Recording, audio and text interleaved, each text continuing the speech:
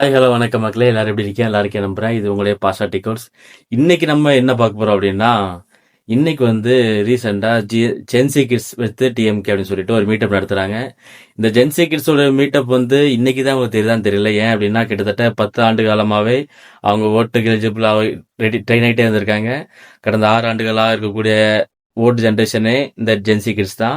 So அவங்க வந்து இன்னைக்கு ஒரு மிகப்பெரிய ஆட்சி மாற்றத்தை தமிழகத்தில் ஜென்சி கிட்ஸ் நிகழ்த்துறதுனால இன்னைக்கு பாரம்பரியமா இருக்கக்கூடிய வரலாறு நிறைந்த இருக்கக்கூடிய திமுக வந்து ஜென்சியோட மீட்டப் நடத்தும் சொல்லிட்டு ஒரு முன்னெடுப்பு எடுக்காங்க. இந்த ஜென்சிகள் யார் அப்படிங்கும்போது வந்து நமக்கு ஒரு பெரிய தெளிவு இருக்கணும். கிட்டத்தட்ட பல நாடுகளில் பல அரசியல் சூழ்நிலையை மாற்றினவங்க. ரொம்ப சொல்ல போனோம் அப்படின்னா கிட்டத்தட்ட நமக்கு நெருக்கமாக இருக்கக்கூடிய நேபாளமாக இருக்கட்டும், ஸ்ரீலங்காவாக இருக்கட்டும், மிகப்பெரிய ஆட்சி மாற்றத்தை உருவாக்கி இன்னைக்கு வந்து மீள முடியாத ஒரு சூழ்நிலையில இருக்கிறாங்க. அவங்களுக்கான வழிகாட்டுதல் இல்லாம இருக்காங்க. அவங்களுக்கு தேவையான உதவிகளை செய்ய முடியாத அளவுக்கான சூழ்நிலைகளை உருவாக்கி வச்சு இன்னைக்கு ஜென்சிகள் வந்து காலங்களே மாத்தி வச்சிருக்காங்க. அப்படிப்பட்ட ஜென்சி கிட்ஸ் வந்து இன்னைக்கு வந்து தமிழ்நாட்டில் ஆட்சியை மாத்தி காட்டியிருக்காங்க. அதோட பலன் தான் இன்னைக்கு டிவிகே சார்பா திரு ஜோசப் விஜய் அவர்கள் வந்து சிஎம்மா இருக்கிறாரு.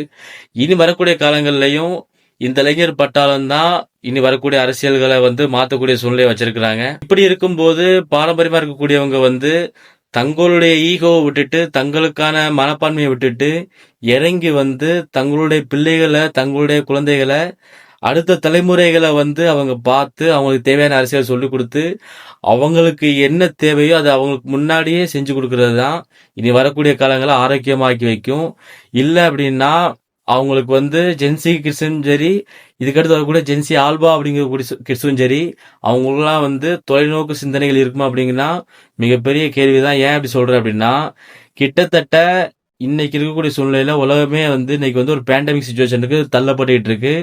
ஸோ டே டு டே வந்து நமக்கு என்ன தெரியும் அது மட்டும் தான் ஜென்சி வந்து மூவ் பண்ணிட்டு இருக்காங்க. ஃபியூச்சரை வந்து பிளான் பண்ணாம அதுக்கு என்ன தெரியும்னு தெரியாம பார்த்துட்டே இருக்கிறாங்க. நிறைய சம்பவங்கள் வந்து இன்னைக்கு வந்து இளைஞர்களால இளம் குழந்தைகளால வந்து சம்பவம் செஞ்சுட்டே இருக்கிறாங்க. ரீசெண்டா கூட தென்காசி மாவட்டத்தில் வந்து ஒரு குழந்தைகள் மூலமா வந்து பல கிரைம்கள் நடக்குதுன்னு சொல்லி நியூஸ் பார்த்துட்டே இருக்கிறோம். இந்த மாதிரியான சூழ்நிலைகள்லாம் வந்து எப்படி மாறுது அப்படின்னா நம்மளுடைய அரசியலை குழந்தைகளிடத்தை கொண்டு செல்லாத போது வந்து இந்த மாதிரி அரசியல்கள் நிலவரங்கள் வந்து மாறுது. ஜாதியாலேயோ மதத்தாலேயோ அவங்கள பிளவுபடுத்துறதை விட அவங்களுக்கு தேவையான உரிமைகள் கிடைக்கிறதுக்கு எப்படி போராடணும் கற்றுக் கொடுக்கறது தான் வளரும் தலைமுறைகளை ஆரோக்கியமாகவும் வளரும் தலைமுறைகளை செல்வ செழிப்பாகவும் நீண்ட காலத்துக்கு வாழக்கூடியதாகவும் மாற்றி வைக்கும். நீங்க இதை பத்தி என்ன நினைக்க சொல்லி கமெண்ட்ல சொல்லுங்க. அடுத்த வீடியோவில் பார்க்கலாம்.